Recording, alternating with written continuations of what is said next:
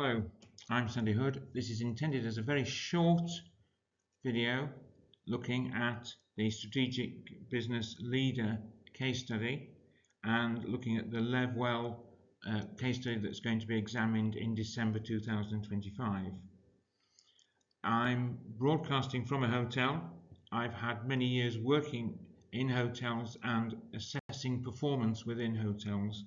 I think this could be very helpful to you. I'm looking at one word, bedrooms, and this is a short video just so that you understand that the word can have multiple meanings. First meaning, the total number of bedrooms that a hotel or a hotel company has. So we know that Levwell has got 35 hotels, typically 80 rooms in each hotel. The second is the number of rooms available. So we've moved from total to available. The number of rooms that are available for people to stay in. And the third one is the number of rooms that are occupied. Right. Levwell has a potential, very unlikely that they would ever achieve it, of selling 1,022,000 room nights, made up of the 2,800 rooms they've got in their 35 hotels and 365 nights of the year. If we look at rooms available, these are typically going to be less than the total number of rooms. So you would typically have a room occupancy which would be below 100% of the total rooms available. Reasons for rooms not being available could be that they're in need of repair. It could be that a leg has broken off one of the beds, or there's something wrong with a sink in the room or toilet, and that it needs maintenance work before it can be put back into circulation. So that would reduce the total number of rooms to a lower number for the number available. It's also something that you could manage. Hotels typically are busy Monday night through to Thursday night with business guests. Now Levwell are primarily a leisure guests hotel, so they would be busiest at their weekends, and weekends tend to be Friday nights and Saturday nights. And there's one night that I haven't mentioned, and that night is Sunday night. So at very many hotels, Sunday night is the quietest night of the week. The business customers haven't arrived yet, and the weekend customers have gone. If you're working in the housekeeping team, then you may well find that of the departures on Sunday, not all the rooms are cleaned on the Sunday, and instead some of the rooms that were departed on Sunday are held over until Monday, when they can be cleaned, ready for the Monday arrivals. So rooms not yet cleaned would be a reduction from the total number of rooms available to be sold to the actual number of rooms that can be let to paying customers. I have worked at hotels where we've reported over 100% occupancy. Now you might think, how on earth can you achieve that?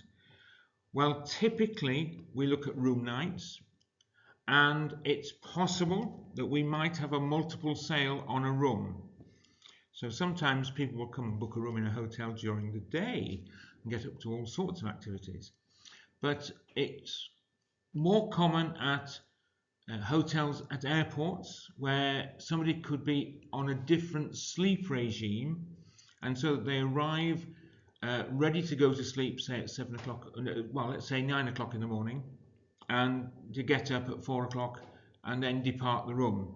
So it's quite possible that we could have had a conventional customer get up, leave the room at 7 o'clock, the room's then cleaned and prepared, and at 9 o'clock another customer comes into that room, sleeps, and then gets up at 4 o'clock, departs, the room's then cleaned, and the room is made available to another customer who then stays the next night. So day lets and so on can mean that we have over 100% occupancy. How often have I come across it? Not very often, but occasionally I've seen it in hotel reports. The next one is rooms occupied. I think that's probably one of the easiest ones to understand straight away. It's simply how many rooms were being occupied. It's interesting, given my specific knowledge of this industry, that sometimes we look at the number of people in a room, but I've got the distinct impression with Levwell that a room is considered to be the cost unit, and as such we'll just stick with that as such. We might just think, possibly, when we're looking at revenue, of double rooms and single rooms, but I think we would regard the number of rooms occupied as being the benchmark. We've got the two measures that I'm interested in. One of them is the average daily rate, and I'll read the definition. We divide the total daily room revenue, okay, by the number of guest rooms occupied. Okay. The next one is revenue per available room, and we calculate that by dividing the total daily room revenue by the total number of guest rooms which are available for use. So just be aware of that difference in the two different descriptions. Our average daily rate is based on the rooms occupied, and our revenue per available room is based on the number of rooms available. So obviously unoccupied available rooms increases the denominator and reduces the average revenue in that particular case.